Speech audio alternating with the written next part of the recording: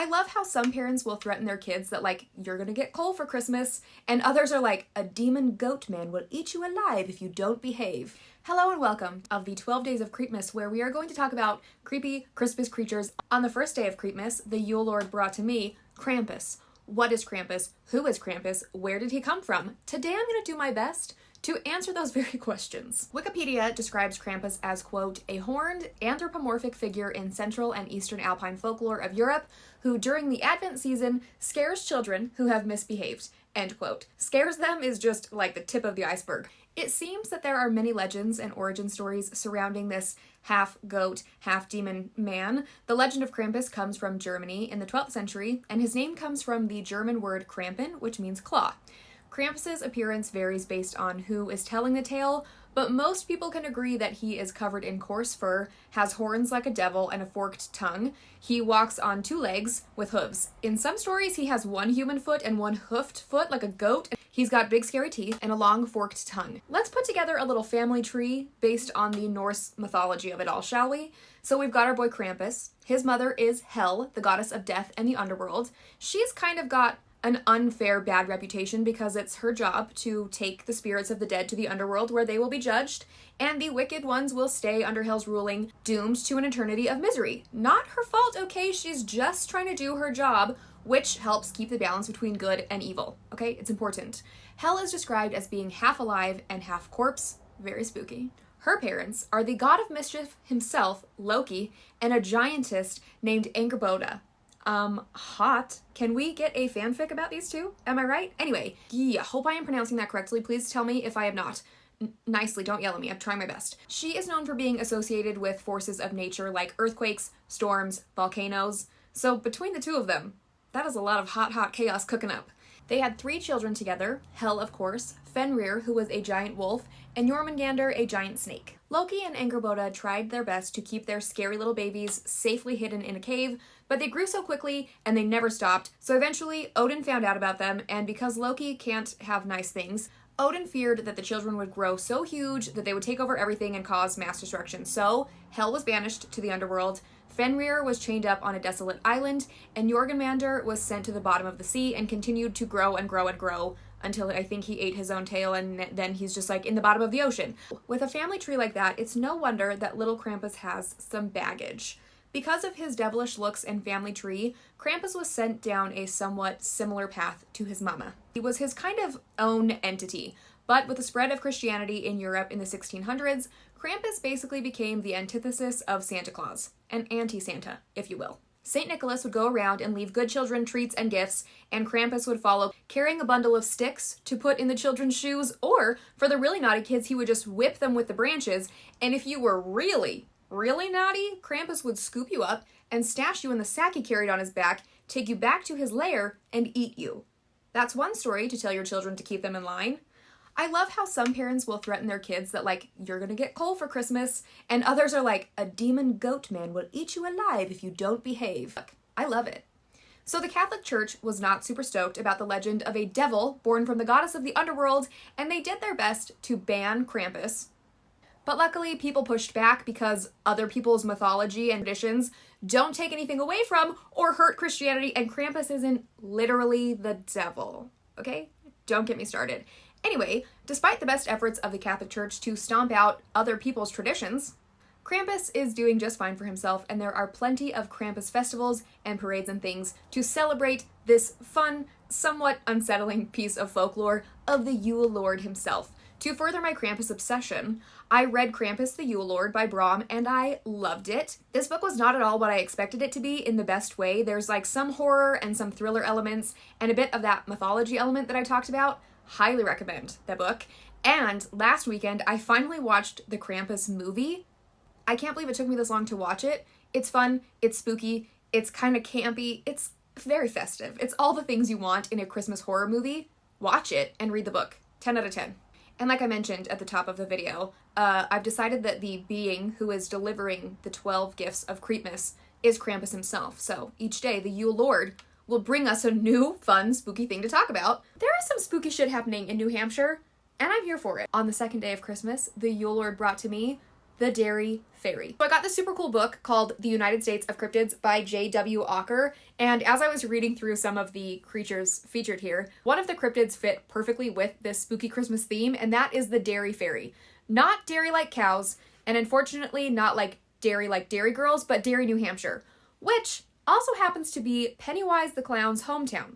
Also in New Hampshire, Betty and Barney Hill experienced one of the most well-documented UFO abductions in history.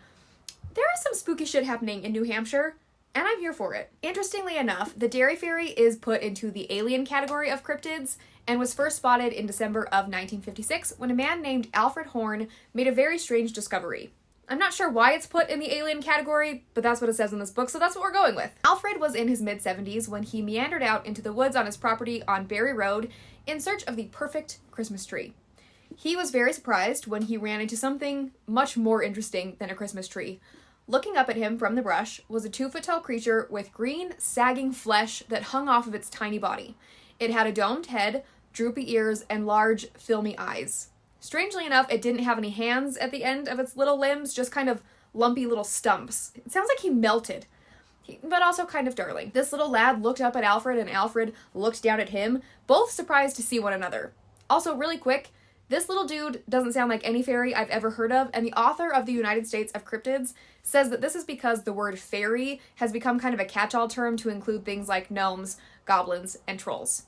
Fair enough. The Derry troll just doesn't roll off the tongue. Alfred did what any old man would do, and he tried to catch the Derry Fairy for 2 reasons. 1, because he knew no one would believe him without proof, and 2, he hoped that discovering something like this would bring him fame and fortune. You know, dream big. Oh, he made a lunge at the small creature, who was not about to let a giant man take him anywhere. The Derry Fairy let out a loud, piercing screech, which was enough of a distraction that he was able to run away from Alfred and into the forest. Alfred didn't follow him any deeper into the woods, and in all of the excitement, he forgot why he even went into the woods in the first place. Alfred kept this secret for a few years until 1962, when he wrote a letter to a man named Walter Webb. Walter Webb was an astronomer who worked at the Hayden Planetarium at the Boston Science Museum and was a member of many UFO groups. And a very interesting twist, Walter Webb was also part of the group that interviewed Betty and Barney Hill after their alleged abduction.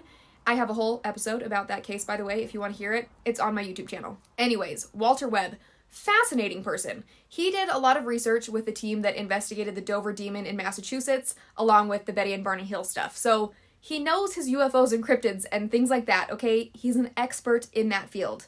In 1962, Alfred heard Walter on a radio show talking about UFOs and decided to shoot his shot to see if Walter would look into his own extraterrestrial sighting. Sadly, Walter had bigger cases on his plate than a little green man that only one person had ever seen, so the Fairy of Derry on a road called Barry has remained a mystery all of these years.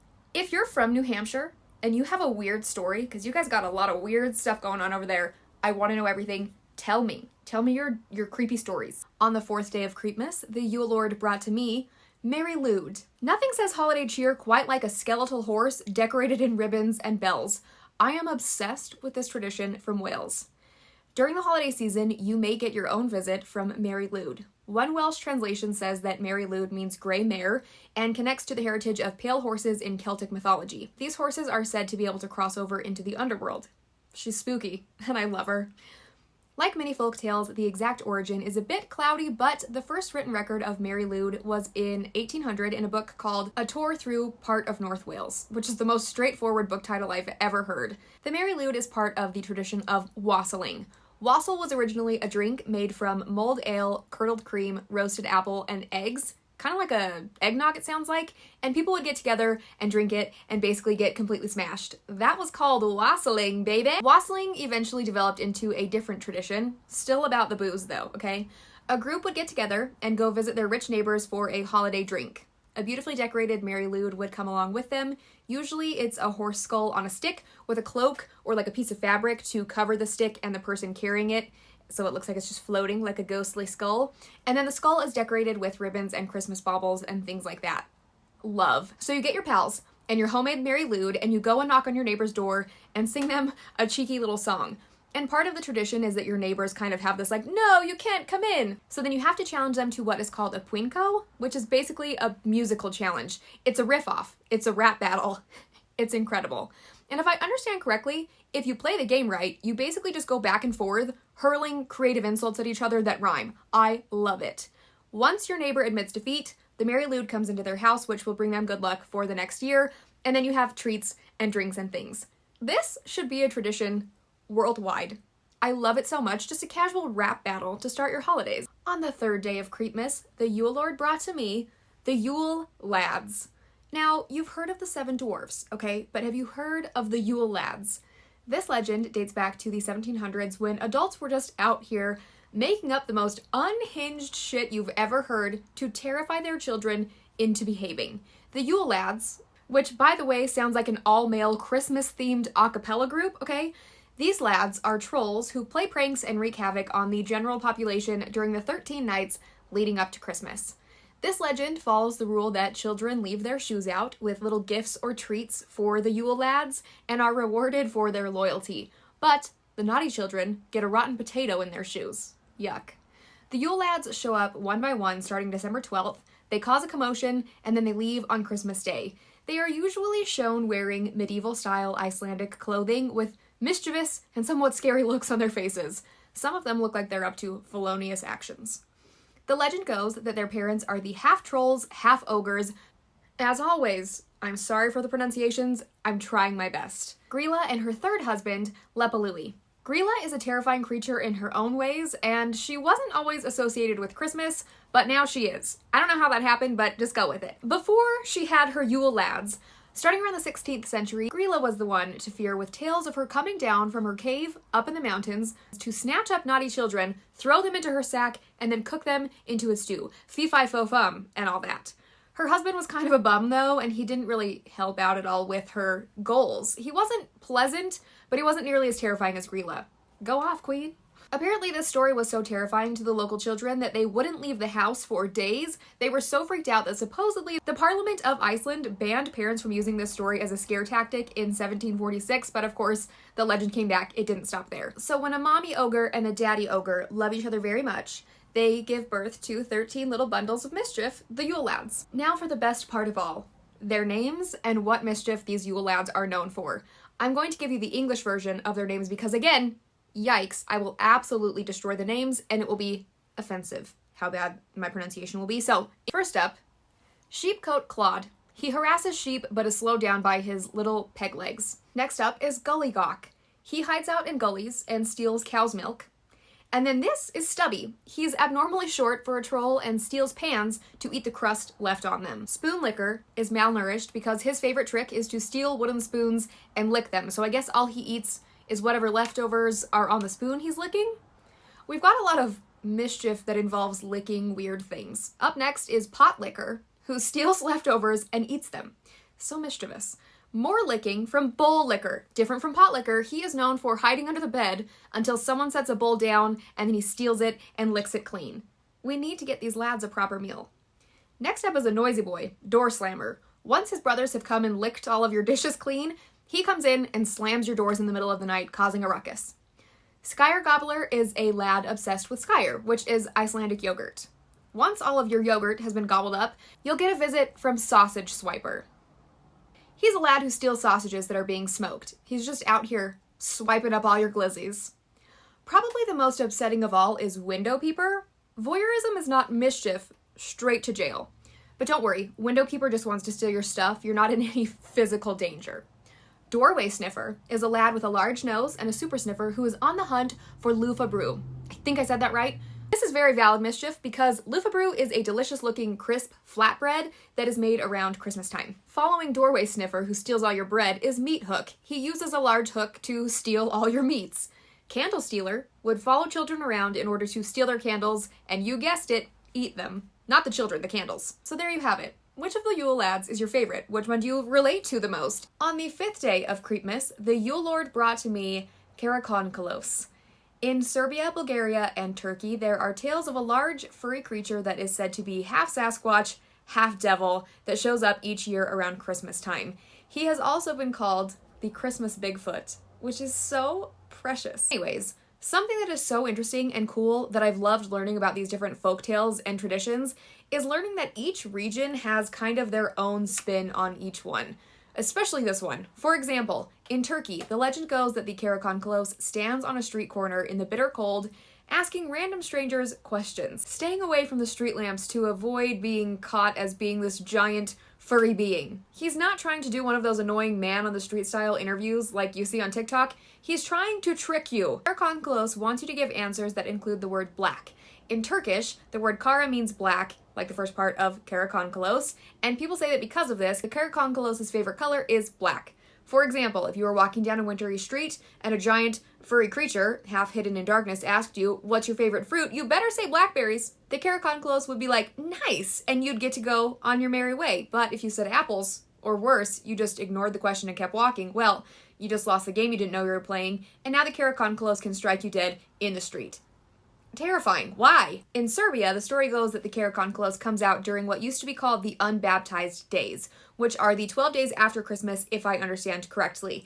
And during this time, the demonic forces are more active and dangerous and kind of run rampant, and that means that Karakoncolos is here to party. It's said that he can mimic the voices of your loved ones to lure you out of your house, which is one of the most terrifying elements of any story. So he lures you out of your house in the middle of the night into the frigid night air in somewhat of a trance, doomed to wander until you freeze to death.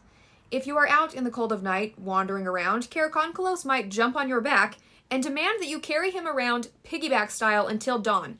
He's gigantic. That sounds exhausting. I don't want to do it. I'll just lay down in the snow. However, if you make it through the night, at dawn he will jump right off your aching back and make his way back into the trees until next year.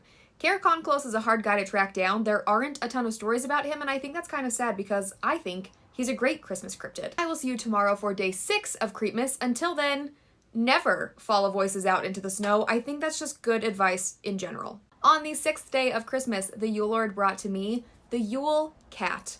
A couple of days ago, we talked about the Yule Lads of Iceland and their scary child-eating mother, Grýla, but we left out an important member of the family, and that is their pet cat, Jóla Katturinn, aka the Yule Cat. As always, trying my best here with the pronunciation of these beautiful words that my mouth just stumbles through. I'm sorry. Now, if you remember, Grýla is an ogre, so she's large and terrifying, which means that her pet also has to be ogre-sized. The Yule Cat isn't some precious little kitten with a bow on her head. She is a terrifying beast with razor-sharp teeth, blazing yellow eyes, and claws that will slice right through you. The Yule Cat is as tall as a house and will gobble up the naughty children. It's a lot of behave or these creatures will eat you in these legends. Anyways, dating back to the Dark Ages, the legend goes that on Christmas night, the Yule Cat prowls around looking in people's windows to see if the children have received new clothes among their Christmas hauls. Children who work hard and get their work done and behave themselves would get new clothing gifted to them for Christmas, but if the children were too lazy to perform child labor, they wouldn't get new clothes, and that meant that they were a little snicky snack for the Yule Cat. Imagine your mom being like, "Get your work done, or I'll let a monstrous beast cat eat you on Christmas Day." Look, I'm not a parent. I'm not here to tell you how to do your job, but maybe like a few less creatures who will eat them for misbehaving in the stories could be good. Anyways, in 2018, a big Yule Cat statue was put up in Reykjavik, the capital of Iceland, during Christmas, and I think they still put her out every year now. She's lovely, she's giant, she's covered in lights, and I appreciate that they didn't shy away from her being absolutely terrifying, including the sharp teeth and a paw with her claws open like she's ready to snatch you up and just gobble you right then and there. I did read one article that was kind of amazing about how there was some controversy around the statue being put up. Apparently, it's not, and it's probably not what you expected. Apparently, this statue cost the city a lot of money and was put in an area where employees are paid some of the lowest wages in the city. A council member named Sanna Magdalena Mortadottir pointed out the irony of putting a cat statue who ate children who didn't have new clothes for Christmas in an area where businesses were paying their workers such horrible wages that they couldn't afford to buy their kids new clothes for Christmas. And she suggested that maybe all of that money that they spent on the statue could have been used to pay their workers a livable wage. Of course, people still love the statue and think it's really cool, and it's a fun nod to this folklore tradition, but I won't lie. I appreciate the call out there. Listen, maybe you send the Yule Cat after the greedy billionaires instead. Anyway, bye! See you tomorrow for day 7 of Creepmas. On the 7th day of Creepmas, the Yule Lord brought to me the most disturbing of our creatures so far, Hans Trapp. In some regions in France, there is a legend that is so bone-chilling it's hard to believe that we're talking about this in relation to Christmas, but here we are. The story goes that in the 1400s, a man named Hans Trapp was a very rich, evil, and greedy man, a real Scrooge, especially around the holidays. He was also, allegedly, in league with the devil in hopes to bring himself more power and wealth. The selfishness could be overlooked, but the Catholic Church drew the line at devil worshipping and excommunicated Hans Trapp. All of his wealth and land were confiscated, and with no other options, he was exiled to the forest. Here's where we take a super dark turn, because he was so angry and such a piece of shit, Hans decided to dress up as a scarecrow and stand super still in a field, waiting for children to pass by. And not so far off from many of our other creepy Christmas creatures, he would eat them. One young child was saved when Hans Trapp was suddenly struck by lightning before the boy could be eaten. However, Hans Trapp was especially evil, so he didn't exactly die, but was forever doomed to be stuck in his scarecrow costume, stuffed with straw and sticks, like a zombie creature. Remember that horrifying book with Harold the Scarecrow? If you are a child of the 90s, you know this picture, and you can see it in your brain, and it definitely gave you nightmares. Anyways, Hans Trapp was used as a you better behave or Hans Trapp will get you kind of a story to get kids to behave around Christmas time. Nothing says Christmas like a child-eating scarecrow boogeyman. See you tomorrow for day 8 of Creepmas. On the 8th day of Creepmas, the Yule Lord brought to me the Kallikantzaros, or Kallikantzaroi for the plural. As always, I'm sorry for my American pronunciation. Please know I'm trying my best. Today's tale is a Greek folktale about tiny little demons from the center of the earth. Legend has it that all year long, a group of demons are working hard underground, sawing away at the tree of life that runs through the earth. Many folk stories portray the tree of life as running through the center of the earth, holding it all together and keeping it spinning. The Kallikantzaroi are said to live in the crust of the earth, and their goal is to destroy the tree of life and bring the world crashing down. They are described as small trolls, goblins, or demons that are short, smelly, and hairy. They hate humans, they're afraid of fire and holy water and religious symbols. It's a little bit vampire-y, eh? So they work hard all year, sawing away at the tree of life until it cracks open and they are free to run wild for a few days, causing all kinds of trouble. Some people believe that they are just straight up evil, and others believe that they're just a bit mischievous. From Christmas Day to January 6th, January 6th is called Epiphany, and if I understand correctly, this is celebrated as the day that Jesus Christ was baptized. We actually talked about this kind of a thing in another of our Creepmas tales. Many cultures refer to the 12 days between Christmas Eve and January 6th as quote-unquote unbaptized days. Specific to Greece, this time is called Dodecaimero. I'm so sorry, I looked up pronunciation guides for that word and could not find it. If you know, help me out. This means 12 days and are referred to as the dirty days before Epiphany. Again, I hope I got that all correct. Listen, I'm an Investigoogler, not a religious expert, okay? I'm trying my best. Anyways, the dirty days are when the ghouls and all the creepy things of the world get to have their fun, and this includes our little Christmas goblins from the crust of the earth. The Kallikantzaroi are said to cause general inconveniences and annoy people for 12 days. They'll destroy your Christmas decorations, eat all your treats, and make your food go bad. If you're really unlucky, one might see you walking home late at night and force you to dance with them until your legs give out. But don't worry, there are a couple of ways that you can ward them off. As I mentioned, they are afraid of fire, so usually they'll wait until the fire goes out in your home, your family's asleep, and then they'll break in and start ruining your stuff. So it was tradition many years ago to keep a fire burning at all times during the 12 days. Another interesting piece of this legend is that children who are born during the 12 days are at a risk for becoming one of the Kallikantzaroi themselves. The antidote is to tie garlic and straw to the baby. Again, it's giving vampire. If your birthday is one of those 12 days, I hope you like garlic. The Kallikantzaroi are also easily distracted and confused. So many people would leave a colander outside on the doorstep because the Kallikantzaroi can't help but to stop and try to count all the holes on the colander. But there's a catch. They never make it past the second hole, supposedly because 3 is a holy number, and they cannot even say the word without dropping dead, so they'll just stand there counting 1, 2, 1, 2, 1, 2, over and over until morning, and then your house is safe from their tricks. You can also put a cross on your door, not quite as exciting. Or, more exciting, some people throw treats on the roof for the Christmas goblins. Loukoumades, which are a kind of like a Greek donut, is a fried ball of dough topped with honey. They sound incredible. The Loukoumades are very popular around Christmas and Epiphany, and the Kallikantzaroi love them too. I read that it's still kind of a tradition to throw the lukumades and sausages on top of your roof so that the Kallikantzaros will eat them and leave your family in peace. I love that. If you have a personal story about this tradition, please tell me. I want to know everything. So while they are out running amok for those 12 days, thinking that they accomplished their goal of breaking the Tree of Life, they head back to the Tree of Life on Epiphany only to find that it has healed itself. They are sent back to the underworld where they came from to start sawing all over again for the next year. I love this Greek folktale. It's got spooky goblins, no children are eaten as part of it, and there's a snack element to it that I really enjoy. I will see you tomorrow for the 9th day of Creepmas, and one more time, please forgive the pronunciation. I'm trying. On the 9th day of Creepmas, the Yule Lord brought to me the Tomte. Today's creepy Christmas creature is perhaps the cutest of all the creatures we've talked about so far. Quick clarification, I saw some articles that called them Tomte and some that called them Tomten with an N, but I believe Tomte is correct. If you happen to know, let me know.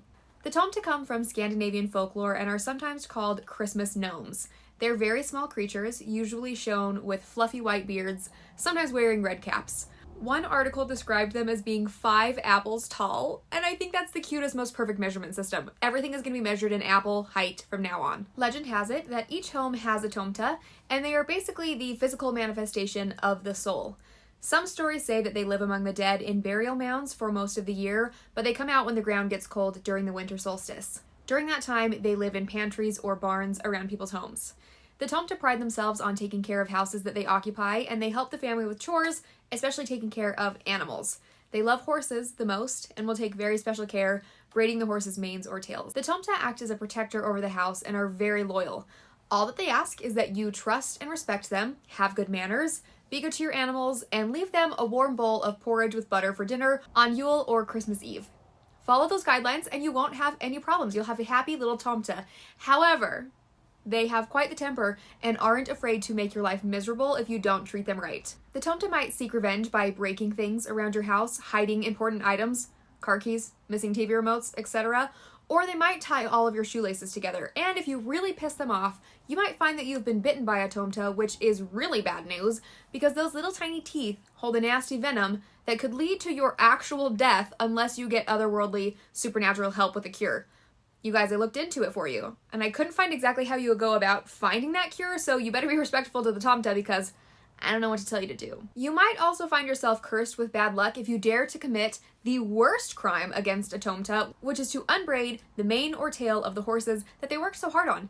How dare you? I will see you tomorrow for day 10 of Creepmas, and until then, be good to your pets and get to work on that porridge with a little butter on top. If all your shit goes missing and you wake up with a weird little bite, don't say I didn't warn you. Merry Christmas Eve. On the 10th day of Creepmas, the Yule Lord brought to me Frau Perchta, the Christmas witch. Frau Perchta is a big part of the holiday season in the Alpine regions of Austria and Germany. Like most folktales, there is some debate on how long Perchta has been around, and a number of theories on how her story came to be. Some sources say that she was mentioned as early as the 10th century. Others say that her story falls in line with traditions of Christianity, so she must be a newer entity. Either way, she has quite the reputation. She began as the patron goddess of domestic work and spinning. Spinning like flax on the spinning wheel, not like twirling. Although who would be the patron goddess of twirling? Anyway, Perchta's primary concern was making sure all the households under her care had spun enough flax into thread for the year to come. I went down a rabbit hole learning all about what flax was used for and why it was so important. I'm not going to bore you with the details, but it was very important and very much needed back in those days. Perchta would watch the servants and children who had been put in charge of spinning the flax, child labor at it again, and she would keep track of the people not spinning their share of thread or the lazy workers not pulling their weight. During her end-of-year roundup, the 12 days between Christmas and Epiphany, which is known as Three Kings Day, Perchta visits each of the houses she watched over throughout the year. She will either bring you a gift or absolutely wreck your shit. There are 2 versions of Perchta. One is a beautiful, glowing goddess dressed in all white who delivers a silver coin to the good children that did all their spinning for the year. The other version is a terrifying old crone with a hooked nose, her clothing tattered and dirty from all of the horrifying deeds she carries out on people who were too lazy to do their spinning for the year. If Perchta shows up to your house to see unfinished spinning, she will slit open your stomach, remove your insides, and stuff you full of the flax and straw you should have spun. Unfreaking hinged. With threats of disembowelment for the children who don't do their chores, this practice earned her the nickname the Belly Splitter. Yikes. She also has a whole entourage of Perchten for her dual personalities. One group is lovely and beautiful and showers the town with good luck, wealth, and abundance. The terrifying ones stamp their hooves, bare their fangs, and carry whips to rid the town of demons and bad spirits. So actually, both of them are very helpful and very good, just one of them is scary, one of them is beautiful. Love it. Perchta herself takes care of the dirty work of, the gut removal. There's actually a really amazing tradition that has been around for centuries of people dressing up like the scary Perchten in really elaborate costumes for festivals and parades to drive out all the bad spirits, and that seems like the perfect way to end a year and start fresh. I love it so much. I keep seeing these videos pop up on TikTok. My For You page really knows me. I want to go to one of these festivals. On the 11th day of Creepmas, the Yule Lord brought to me Lussi, the demon of the darkest day of the year. The winter solstice marks the shortest day of the year, or the longest night, whichever way you want to look at it. According to the Julian calendar, that date used to be December 13th, now it falls between December 20th and 23rd. Whichever way you look at it, December 13th is commemorated as St. Lucia's Day in many Scandinavian countries. Lucia Day can be traced back to the 4th century and is celebrated with feasts and traditions in memory of Lucia of Syracuse, who, according to legend, brought food to Christians who were in hiding from the Roman Empire. She would wear a wreath on her head that had candles on it to light her way and provide light to those people in the dark. Lucia was put to death by the Romans in 304 CE and was eventually made a saint after her death. Each year on December 13th, there is a festival of light to spread warmth and brightness to the darkest day of the year. People wear white dresses with the wreaths and the candles like St. Lucia did, but we wouldn't be talking about this if it was all feasts and candle crowns, which, by the way, fire hazard, and you're gonna get hot wax in your eyeballs. Anyways, there is a flip side to Lucia known as Lussi, who is a terrifying creature that predates the Christian spin on the day. The pre-Christianity story is about a demon, or a witch, maybe she's both, you decide, that would fly across the sky on her broomstick on the darkest night when demons are able to roam the earth freely. Can we take a moment to swoon over this art of Lussi by the Duchess of Lore on Instagram? Love. St. Lucia and Demon Lussi have sort of molded into one legend, and I kind of love that. I like the idea that she's similar to Frau Perchta, and you will get the version of her that you have earned through your actions throughout the year. Either the glowing candles to brighten and lighten your day in the scariest night, or the witch out on her broomstick looking for trouble. The legend has many different pieces of why Lucia was killed. As per usual, she became a saint because she was seen as a martyr, so her death definitely was unpleasant to say the least. St. Lucia is often depicted holding a platter with a pair of eyeballs on it. Some people say this is because she is the patron saint of the body, including sight. Other way darker takes on this are that she either plucked out her own eyes to avoid marrying a suitor she was not interested in, or some say that she had her eyes removed as part of her martyrdom story. Whichever way you flip it, it's pretty freaking spooky that she's carrying around a plate of eyeballs, and I love it. It's so unhinged. Some people hang crosses on their doors or stay up all night to keep an eye out and stay safe from Lussi and her demon squad. Of course, like most of our other creepy Christmas creatures, Lussi is used as a warning to the naughty children. Get your work done and be good, or Lussi might slip down the chimney and take you away into her entourage of demons. Listen, there are definitely worse fates than that, okay? On the 12th day of Creepmas, the Yule Lord brought to me perhaps the scariest of all our creatures so far, Père Fouettard, the cannibal of Christmas.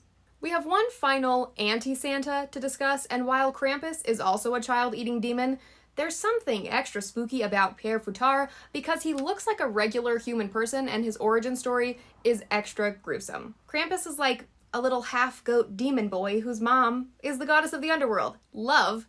Père Fouettard is just some human dude who turned out to be a total psycho. So let's talk origins. The story of Père Fouettard comes from a battle that took place in Lorraine, France in 1552. When Charles V, King of Spain and the Emperor of the Holy Roman Empire, invaded the city of Metz, the people who lived there were pissed, to say the least. A group of leather workers put together a hideous depiction of Charles V holding a whip wrapped in chains and paraded it through the streets, whipping it, and then eventually they set it on fire. This life-size depiction was eventually given the nickname Père Fouettard, meaning Father Whipper or Father Flog, and eventually this story melded with some other horrifying folktales to become the legend that it is today, surrounding Christmas. The other version of who Père Fouettard is based on is another legend about a butcher who kidnapped 3 children, chopped them into pieces, and then put them in a barrel to marinate for 7 years. One day he gets a knock at the door, and it's St. Nicholas, who the butcher recognized and hated immediately. St. Nicholas tells the man he is hungry and asks if he could have something to eat.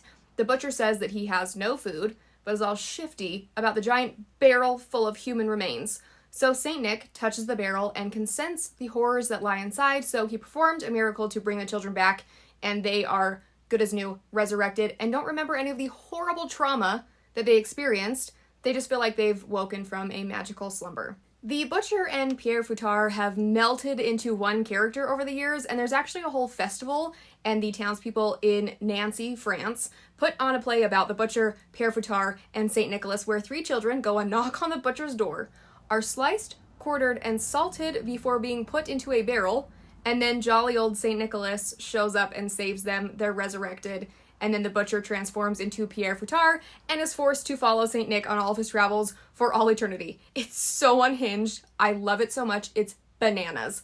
There's like a whole parade and a light show. 10 out of 10, no notes. After arriving on his parade float, St. Nick climbs up into a balcony on the Hotel de Ville and meets the mayor, who gives him a key to the city. I would pay good money to go to this event. It looks incredible. As always, we have the classic, behave children or a psychotic butcher will come and get you. Incredible. Maybe we should go through and rank our Christmas creatures based on how terrifying and unhinged they are. I loved this series. I loved learning about the folklore from all over the world. I hope you loved it too, and until next year, Merry Creepmas to all. And, behave or you'll get eaten by a demon, get eaten by a giant, get eaten by a cannibal man, have your guts slashed out of you by a Christmas witch. What else? 13 troll boys will come and wreck your house. The Tomte, they will also come and wreck your house and kill your animals and stuff. Just don't forget to behave in the next year. At this point, it's too late. We've already had Christmas. I don't know what to tell you. Which one is your favorite spooky Christmas tradition? And if you have any others that we didn't discuss, tell me everything.